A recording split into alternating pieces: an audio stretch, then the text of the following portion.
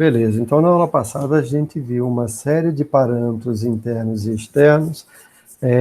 Eu vou fazer uma introdução melhor a esses parâmetros e tentar melhorar essa modelagem, né, para que vocês consigam entender, mas assim, aqueles que sabem resolver sistemas lineares, que tiveram álgebra linear, não deve ter muito problemas com isso.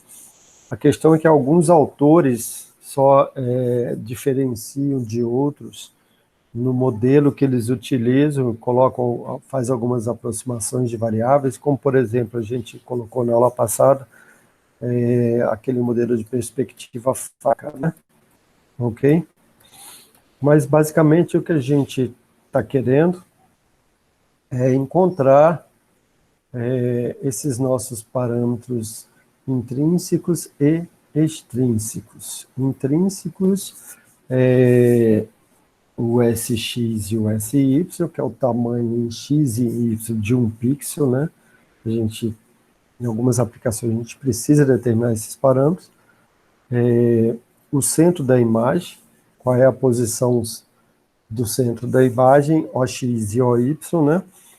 Foram 4 até agora. Tem mais a distância focal, a distância que a câmera está da imagem, né? O foco, né? Da câmera do plano de imagem, ok? Isso normalmente é fornecido pelo fabricante, mas esses dados, né? Mas tem que ser, eles têm, com acento circunflexo, que ser melhorados, ok? Isso a gente chama de calibração. Falta mais parâmetros intrínsecos aí, né? São 7, sim, o K1 e o K2, ok? Que faz parte da retirada de distorção radial, que às vezes as câmeras têm essa distorção radial, que pode ser do tipo, a gente chama de barril, né, ou travesseiro, dependendo se a distorção ela leva os pontos para fora, seria travesseiro, ou se ela leva para dentro, seria um barril, né, ela incha, ok? E tem mais ainda parâmetros internos, só que normalmente são negligenciados e são feitos em separado, que seria a quantidade de iluminação. A gente viu também nas aulas anteriores que a iluminação, normalmente ela é correta no centro da imagem. Nas bordas da imagem, a iluminação ela é menor, né? Então, isso aí a gente chama isso de distorção radiométrica, né? Essa distorção da iluminação ela tem que ser calculada também, ok?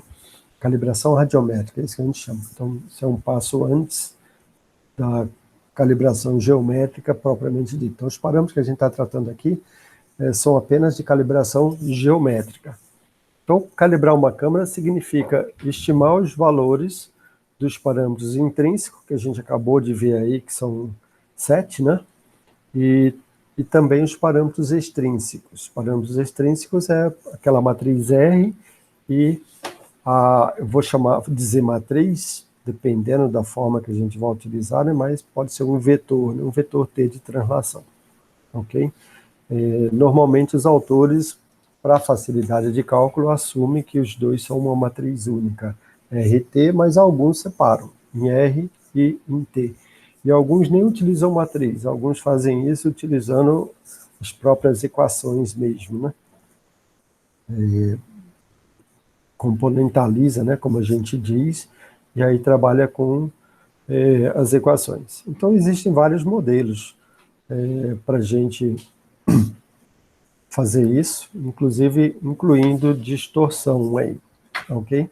Para melhorar esse modelo, tentar entender ele melhor na aula de hoje, eu não pretendo falar muito, mas eu espero que vocês consigam, né, pelo menos entender a base matemática, para ficar mais fácil para as próximas aulas entender os modelos diferentes, ok?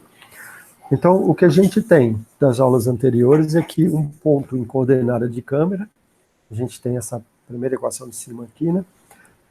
Ele é dado por uma matriz de rotação que multiplica um ponto em coordenada de mundo menos uma translação. Isso aqui, alguns autores fazem o R e o T junto vezes um PW, ok? Mas nesse modelo aqui está separado. Então, isso aqui é um vetor, T é um vetor de translação, né? Só tem 3 componentes, que é a posição da câmera em relação ao mundo, e você tem uma matriz de rotação, que leva a rotação do frame de câmera, do frame de mundo, para o frame de câmera também. Então, se você tiver um ponto em coordenada de mundo e aplicar jogar ele nessa equação aqui, né, você vai obter o ponto de coordenada de câmera, ok? Veja, isso aqui é uma transformação, a gente pode dizer que ela é afim, né? Não é uma transformação linear por conta da translação, ok? Então, quando vocês verem por aí o cara dizendo, ó, não, isso aqui é uma transformação linear, você, opa, não é não, eu tenho uma translação. Se você tem translação, é não linear, mas a matemática, a álgebra linear, permite a gente fazer isso em forma de multiplicação por matriz. Se eu quiser mudar esse modelo aqui, e jogar uma matriz homogênea, aí eu consigo representar ela multiplicando por uma matriz homogênea. Ok? Claro, aí o meu ponto lá, PW, né, e o meu ponto PC também vão estar em coordenadas homogêneas. Significa o quê? Vai ter o 1, né? Os dois, tanto o PW quanto o PC vão ter o 1zinho lá embaixo, no final. Ok? Mas, por hora, vamos assumir que a gente ainda não tem essa transformação homogênea. A gente tem uma transformação afim que é implementada através de uma rotação e mais uma translação. Ok? Legal. A gente viu da aula passada também que a coordenada x de câmera, de um ponto, né? Um ponto em coordenada de câmera, o x dele é dado por menos x da imagem, isso aqui é pixel, né? A menos de distorções, né? Radiométrica aqui, a gente não está considerando ainda. Menos o OX, o centro da imagem. Normalmente, o nosso OX lá é M menos 1 sobre 2, né? E o OY é N menos 1 sobre 2, lembrando, isso aí é o OX e o OY, né? Vezes o tamanho do pixel, isso aqui é em metros, ou se quiser em milímetros também, né? Depende do sistema métrico que vocês vão utilizar, mas normalmente é em metro, a medida em metro de um pixel na direção X, e a medida em metro de um pixel na direção Y. Então, isso aqui são equações que a gente já viu. Juntando as duas, né? A gente tem que um ponto em coordenada de câmera, ele também, né, juntando as duas com as equações de projeção que a gente já tinha visto, que é F igual a x sobre z, né, a coordenada x de câmera, e F igual a y sobre z, a coordenada y de câmera. Então, se eu tiver um ponto projetado, veja aqui ele já está projetado, né, já tem a divisão, ok? Mas não linear ainda, porque eu joguei aqui o parâmetro z, né? Ok? Quando eu usar essas equações, esses 3 conjuntos de equações, né, que a gente definiu, eu consigo juntar eles numa única equação.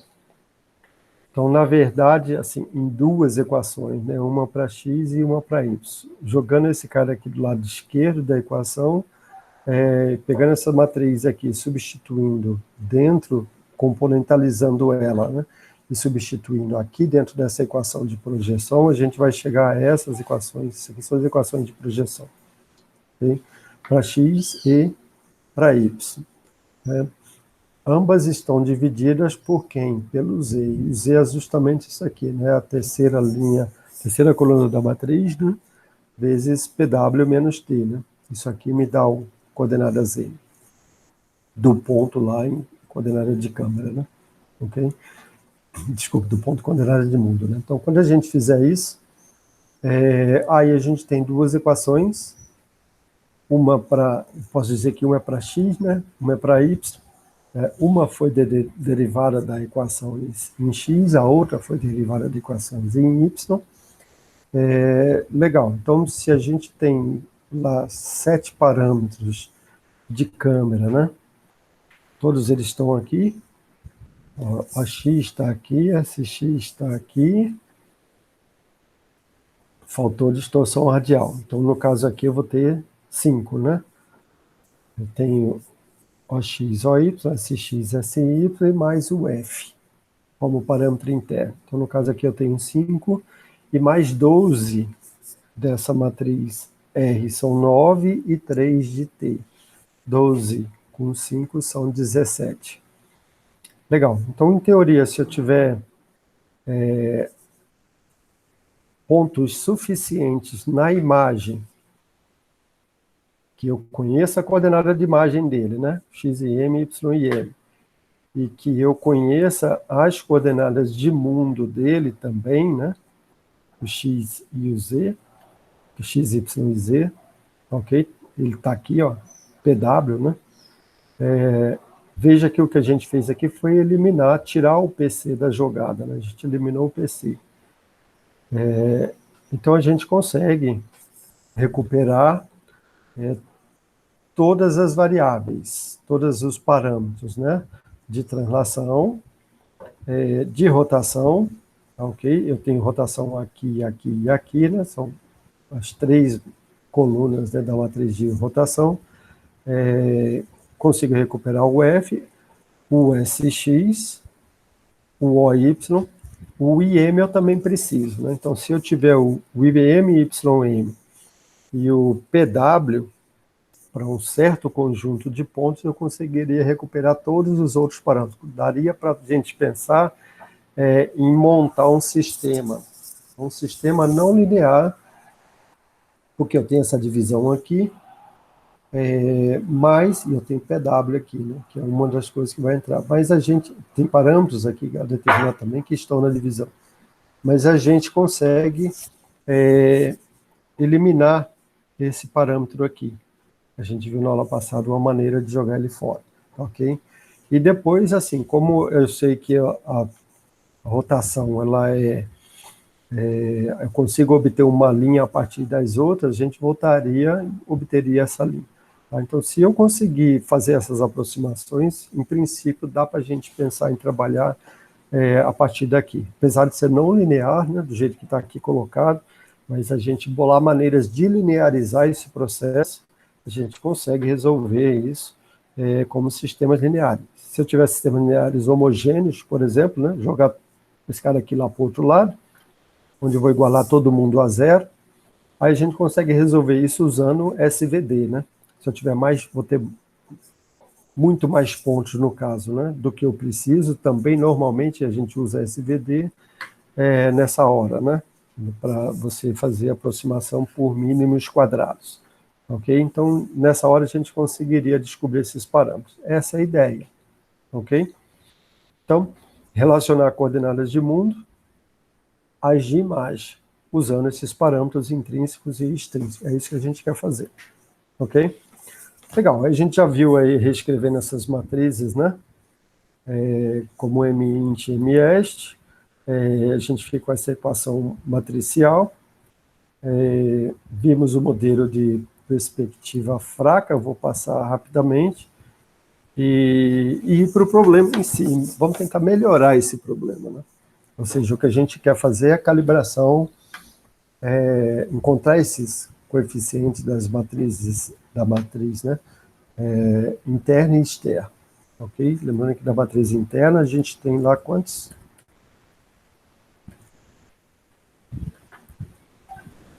1, 2, 3, 4, 5. São só 5 coeficientes, e dessa aqui são 12, ok? Contando esses 12 coeficientes, a gente consegue resolver o problema de calibração, né? Claro, se a câmera não mudar de posição, os exteriores vão permanecer o mesmo, né? Mas no caso dela mudar, tem que recalibrar, ok?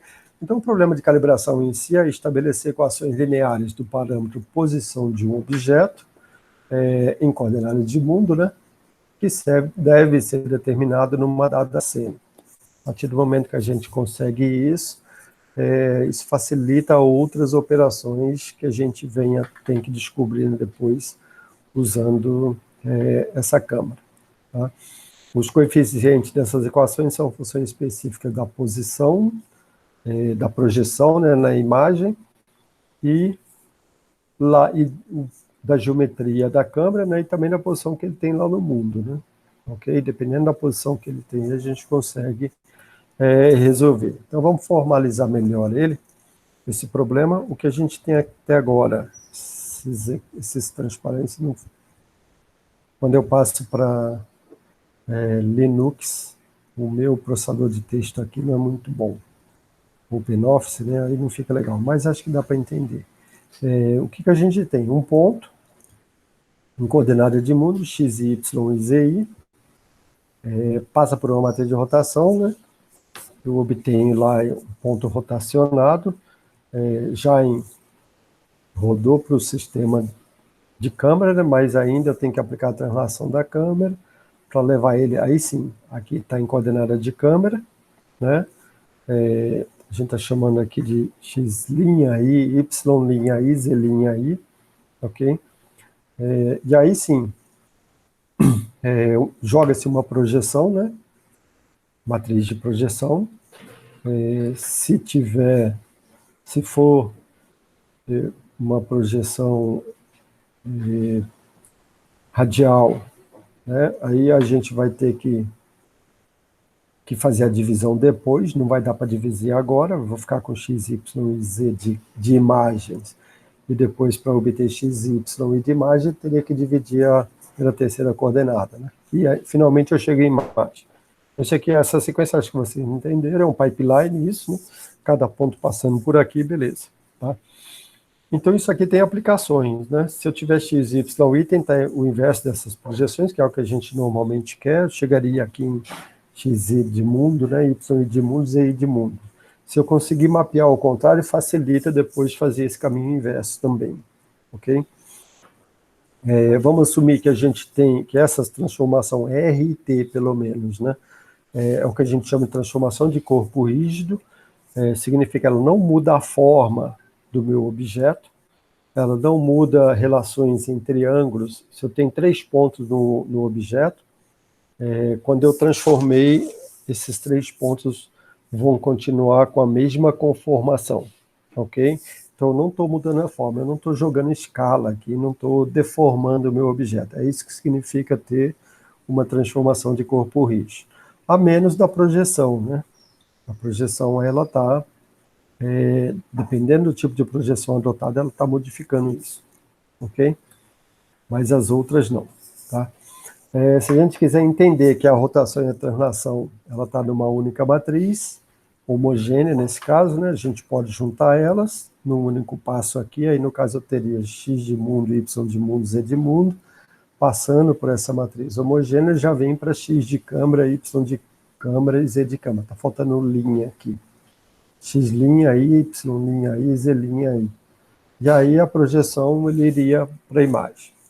Ok?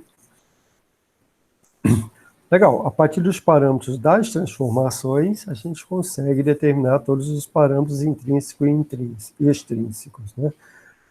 Ou o inverso também vale. Isso tem utilidade quando eu quero manipular coisas com um robô numa cena, por exemplo. É muito útil, né?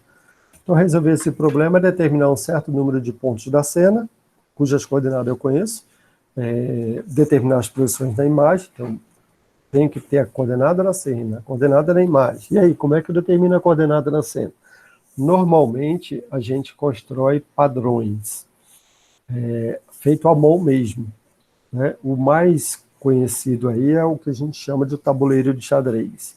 Então, se eu tiver um tabuleiro de xadrez cujo tamanho dos quadradinhos eu conheço, né? A gente usaria esse tabuleiro de xadrez como modelo, né? Para a gente poder ter eu tenho esses pontos aqui na cena que, se eu colocar a origem embaixo, por exemplo, no tabuleiro de xadrez, o 000 do mundo aqui embaixo, né?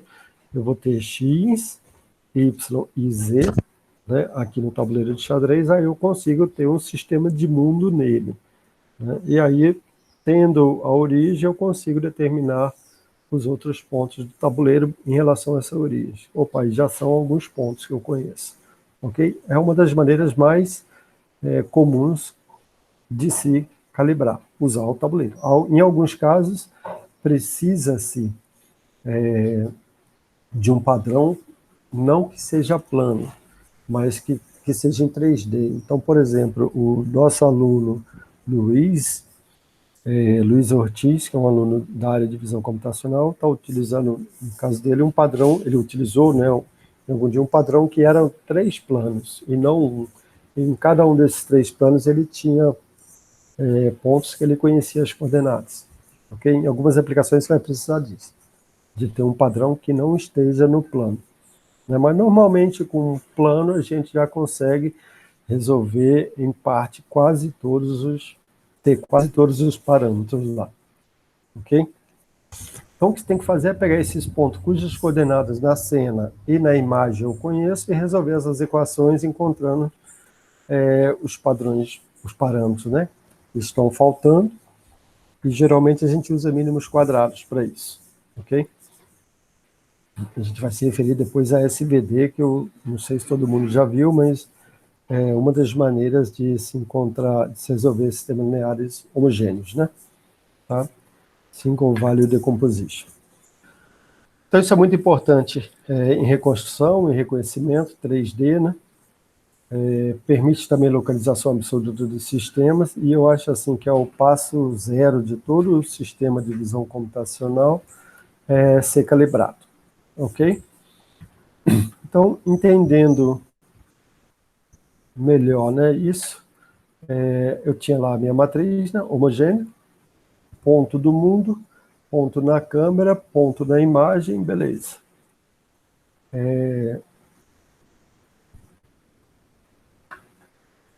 O que a gente está fazendo é a projeção do ponto do plano imagem, né? Na verdade, ponto em coordenada de mundo. Eu transformo ele para a coordenada de câmera e joga para a imagem. Então, eu sei que a coordenada Z do ponto na imagem, ela é F, ok?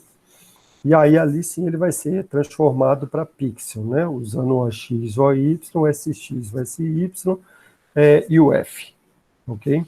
Isso aí me dá o segundo conjunto de equações lá, que é a projeção, né? Propriamente dita, ok? Então, normalmente, se a gente quiser representar isso em forma matricial, eu posso entender que ou eu tenho essa forma 1 ou eu tenho a forma 2. A forma 1, usando transformações homogêneas, vê que as duas matrizes, né, de um ponto em coordenadas de câmera, dado um ponto em coordenada de mundo, ele em coordenada de câmera é isso aqui, ok? Ou, se quiser fazer também destrinchando, pode ser feito. Mas aí eu teria a matriz de rotação, né? Se quiser usar quaternions, também é uma outra opção, deve ser uma outra formulação. Tá? Mas, normalmente, ou daqui a gente consegue aí obter as nossas soluções.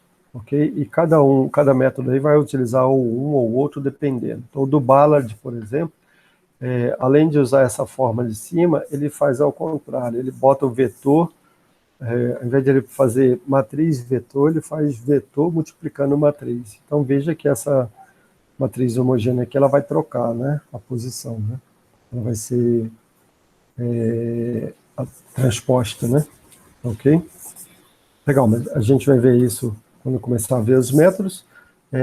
Daqui, né, uma vez que eu tenho um ponto em coordenadas de câmera, seja por essa equação ou por essa equação, jogar ele para a coordenada de tela, de imagem, aliás, né, é simplesmente dividir aí pela terceira coordenada, né, o ZI e multiplicar por F, né, ok? Legal.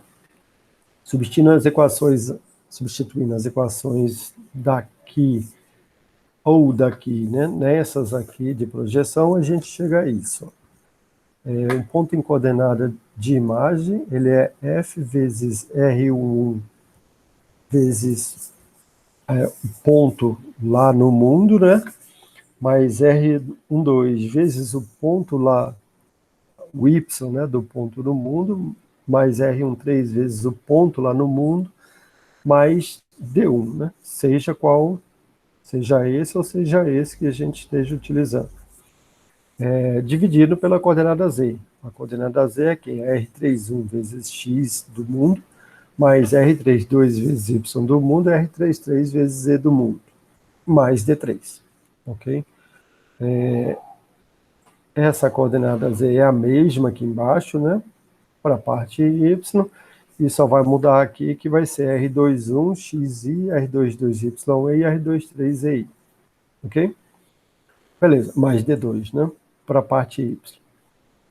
Então aqui dá 13 parâmetros, né? A gente simplesmente, se eu ignorar SX e SY, ok? Considerar OX e OY, né? A gente ficaria com 13. Incluindo essas 4 variáveis, a gente ficaria com 17 variáveis. Legal, então se eu tivesse 6,5 pontos, né? 6,5 pontos no mundo e 6,5 pontos na câmera, né? Lá na imagem, aliás, coordenada de imagem, coordenada de mundo,